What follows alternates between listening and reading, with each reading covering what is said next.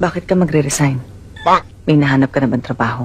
Akala ko kasi, pag may trabaho na ako, tapos may kita, pwede ko na magawa lahat, pwede na akong gumala. Ngayon may trabaho na ako, hindi man lang ako makagala. Ayaw akong payagang mag-leave. Saan ka kukuha ng pambabayad sa boarding house? Ng pagkain mo?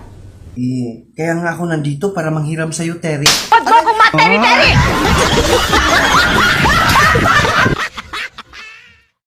Pare, saglit.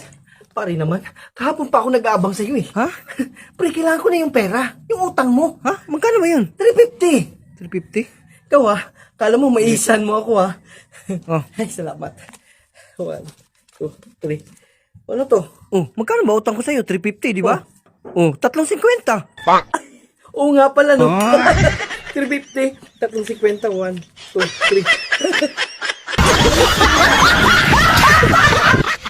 3. Mga par, kaya siguro di kayo pinapayagan ng mga asawa niyong umalis kasi nagpapaalam pa kayo. Kuya, ibansan ka. Diretso na. Huwag na kayong magpaalam. Alam nyo. Pero pag narinig mo yung salitang isa, mag-U-turn ka na.